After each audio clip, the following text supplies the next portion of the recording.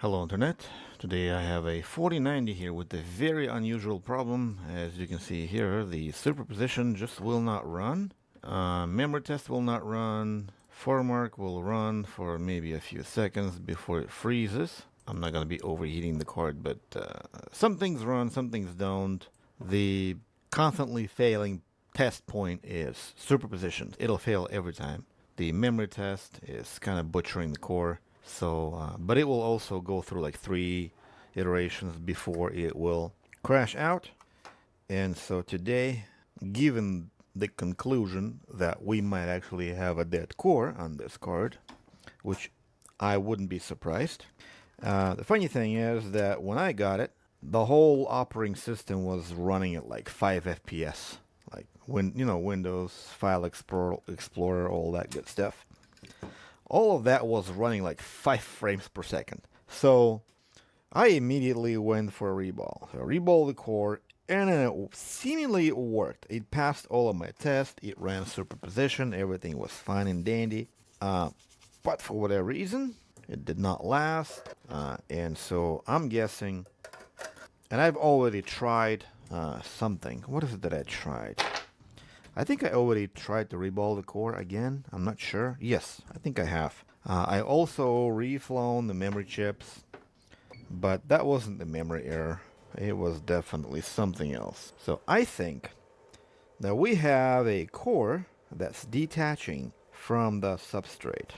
Things that the 900 series were fixed with, just throw your GPU into the oven and let it bake there for a few minutes at whatever temperature, take it out, and that might work.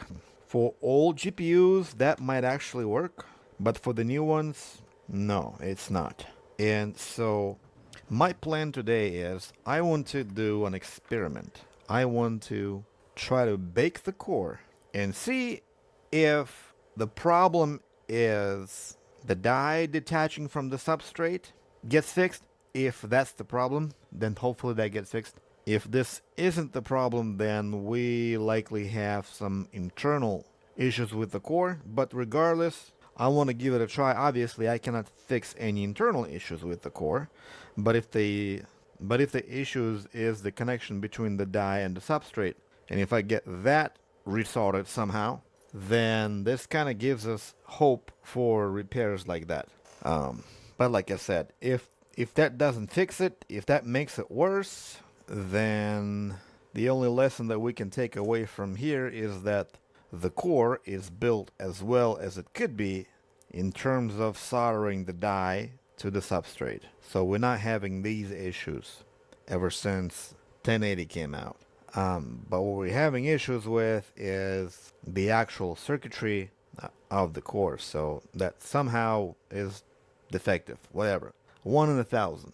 So my plan is I'm going to remove the core, put it on a heater, and I'm going to bake the crap out of this thing. And hopefully, that will reattach the balls that are in between the die and the substrate. Then get it reballed and try again. See if that works. Alright, here comes the core. There we go. Throw that over here for now. Actually, no. I'm gonna throw it in here instead so it does not cool down too quick. Clean up all of these things in here. Solder bumps. I do not recall any red pads in here, so everything's looking good. Okay, so I'm gonna be using mechanic wick. This is a 4mm. This is the only mechanic wick that's left. That's double layer. Even though the mechanic official seller on AliExpress claimed that all of them are double layer. So I ended up ordering a few of the 3mm, and they were all single layer as before. So that got me very upset. Especially after ordering 4mm. The 4mm was double layer. And I thought to myself, man, this guy's legit. But he didn't know he was selling garbage. So mechanic wick is no longer a good wick. Now see the amount of times I have to cut the wick after wicking so many solder balls, solder pads. Not a lot. If I were to use a single layer, I would have to be cutting this thing with every stroke. And that would give me a heart stroke or a brain stroke or something, some kind of stroke. And I don't want any of that. So I ordered a few 4mm wicks to see if they still hold the double layer, and then I'll probably gonna order as many as I can, but ultimately I'll be switching to something else because Mechanic can no longer be trusted. Instead of increasing the price of their product to reflect the cost of material, they decided to keep the same price but make the product garbage.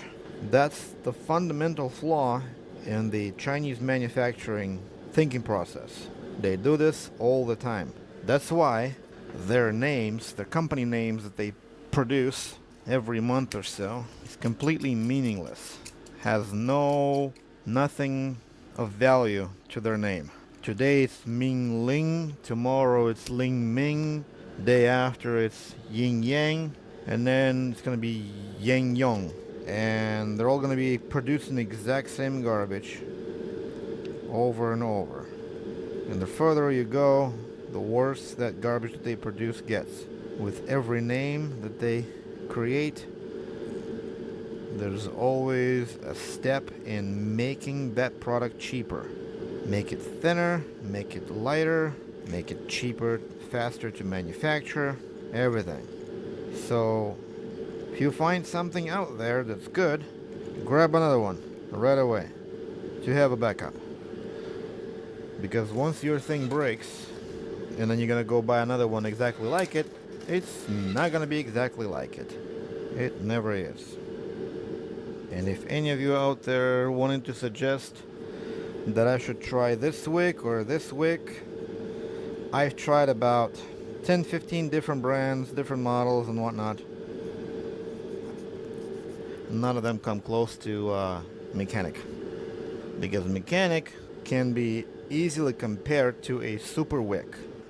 With a fine braid super wick. The braid is fine, but the issue with the super wick is its cost, and it is also single layer. Whereas Mechanic was a double layer, and that's why it was outperforming super wick. It cost less, and the day I stumbled upon it, I was the happiest man alive. And so I was buying that stuff in bags. And when I ran out, I would go buy another bag of this just to realize that they switched from double layer to single layer. And I got screwed because AliExpress didn't even let me return the product. They just gave me an automatic partial refund and told me to get lost. Like automatically, here's your $10 refund on your $200 solder wick purchase. Have a good day. So if you're thinking to buy something on AliExpress, whatever it is that you buy there, consider it your non-returnable item. Alright, my plan is rather simple. I'm gonna be using my DIY super mega toaster thingy. I don't even know what it is. It's using the Mechanic guts. See, it's using the guts from this guy, as you can see here with all the controls, 3D printed casing, the board and everything.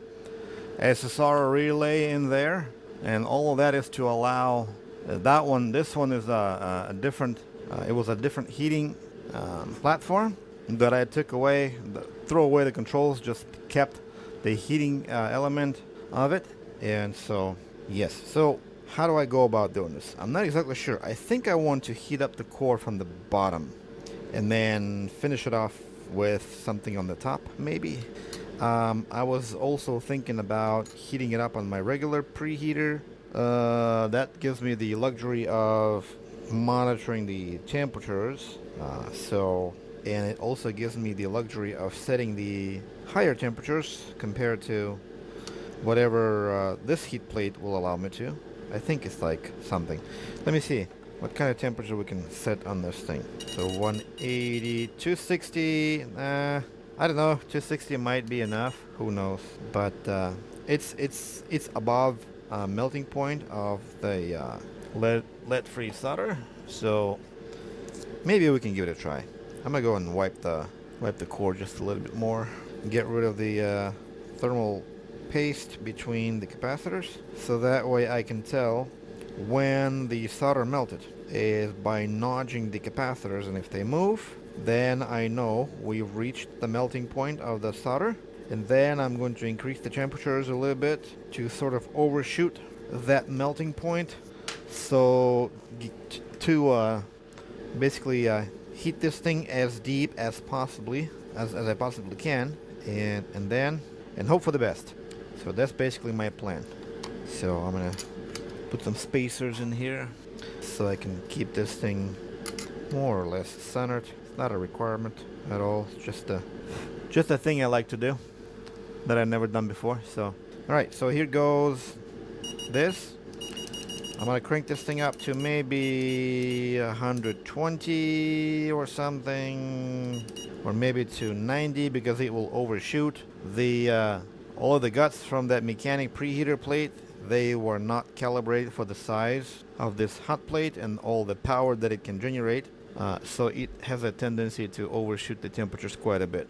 So I'm gonna set it to 90, and then I'm gonna let it sit, sort of equalize. Then I will increase it to maybe by another 100 or so. Let that sit there for a few seconds, and then max it out, and then I'll top it off with the hot air, and who knows what's going to happen. Hopefully we're not going to have a cracked core. But if we will, customer gave me his consent in attempting this suicidal repair. Who knows? Hopefully we'll get it fixed. And if it did, I would imagine that repair would be temporary, as they usually were with the 900 series GTX cards. So, but who knows? Sometimes it works, sometimes it don't. You just never know. All right, so the first overshoot was about just under 10 degrees, which is not bad. And then it's slowly back down to 90, and that's where it stays at right now. So another thing that we can do to help us monitor the temperatures a bit closely is we can introduce a secondary method of monitoring the temperatures with a probe. See if I can dig one out of the box. Got all sorts of goodies in that box. Alright, so that's gonna go into the multimeter. Let me go and activate that for you. It's the multimeter. There we go. We're gonna go into here, switch the probes to the thermocouple, and now we need to figure out how do we go about attaching this to the, I don't know, do I want to attach this to the top of the die? Probably. Just need some weight, I suppose. Let's see if I can just kind of push it, put that down here like so. And I'm going to apply some black horse flux. Why? Because it smokes the least and it will last the longest. So something like that. So that way I'm actually monitoring the top of the GPU. So the top of the GPU is 80 and the bottom thing says 90. That's most likely a lie. As a matter of fact, we can check. Yeah, see, the thing says that we're like 80 here. Yeah, so that definitely is a lie. The lie from China. Alright, who cares? We don't care if China's lying. They're always lying. Okay, so that's there. Clean up that mess. And let's increase that to 99. Why does it say 99? Who cares? Alright, so let's crank this up to, I'm going to say 200. And we're going to see, so did I say 200? Yeah, 200. We'll see how far it will overshoot that. Alright, so 200 over there. About 180 over here. Very interesting result. Kind of makes me wonder what's on the actual heating element or on the board itself. 180, 180, 190. So it looks like it's just lying by about 10 degrees or so. Not too bad. I can definitely live with that. All right. And it's interesting because we are nearly at the same temperature as the bottom on the top of the GPU die, which is good. Which means we're in a very much controlled environment. Very impressive indeed. Alright, let's crank it up to the max. See how far we can go. And then we're gonna start blowing this sucker with some hot air. I'm hoping at that point, before we start blowing the hot air, I'm hoping to see the capacitors starting to get loose. But I highly doubt it. If the LCD on the temperature dial says that it's got 260, And in reality it's going to be a lot less than that. Then we might not even reach the melting point at the substrate. But that's okay. Just a few degrees off. It's okay. We can finish it off with top heat. So hopefully the core won't crack in half. We're at 240 almost. Let's go under a microscope. See what's going on with them capacitors there. If we can move any of them. Oh yeah, look at them. So they definitely move. So that means we're good. We reached the melting point of the solder. That's good. So I'm going to give this thing just a little bit more of a thermal torture. I want this like maybe 260 or something. I don't want to go too much, but I'm overshooting the temperatures on purpose, obviously.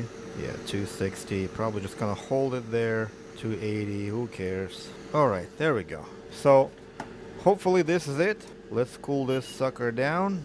I'm gonna try not to sneeze at this point, because at this point we're in a molten state of solder. So if I sneeze on this thing, the balls under the substrate could move. So just gonna wait for this thing to cool down, get it reballed, resolder on the board, and hopefully that's it. It's at this point it's either completely dead, partially fixed, or completely fixed. You just never know. Alright, this thing is still very hot, but I'm gonna apply some, see if I can get this thing reballed. I'm using this super soft bristle brush. I rarely use this brush, but since the core is very hot, I thought I might give it a try. Not a big fan of using the brush, applying the flux on the core, for a number of reasons. One of which, you have to apply it further, too much further than the edge of the core, in order to get the consistent layer or thin layer. And another issue is getting a thin layer is tricky, so I usually just do it with the finger. So it looks good from here, and brushes can sometimes carry a little bit of fuzz, as you can see here, that I picked up from this area here, that you will not be able to easily spot, but who cares? We're trying it anyway. Usually brush will apply a little bit too much, and so that's gonna be the biggest drawback using the brush. Okay, looks like we need one more ball to be placed manually.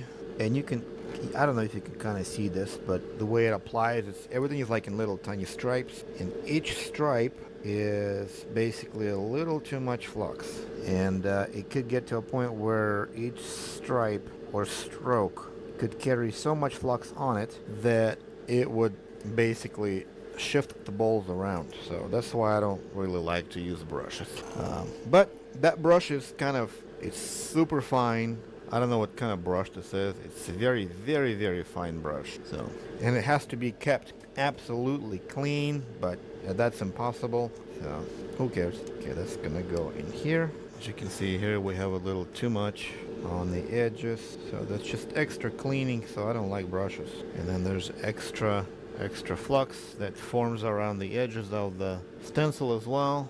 So that's just more problems to deal with, and that's why I don't like brushes. Alright, who cares? And hopefully all that brushing did not create us too much problems. That will be another reason why I don't like brushes. Alright, it's starting to look good. Oh, nope, we got a bridge, ladies and gentlemen. The good thing is that bridge happened to be right at the corner here, so we can probably fix this. Let's fix that bridge. Or not a bridge, brother, but oh, it was some hair. See that? Look at all that hair, probably from that brush, that caused all these balls to stick together, move around. Yeah, that's why I don't like brushes. So let's go ahead and split this ball. Ooh, it just flew somewhere. Who cares? We'll bring in another ball. Let's drop in a different ball. And one more. Oop, didn't know balls could just roll away. And let's get this thing soldered. Probably need a little bit flux in here to help them stick.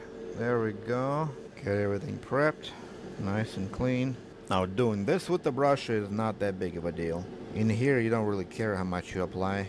In here all you care about is having it applied everywhere. The amount is not very critical. You don't want too much of it, but you just want it everywhere.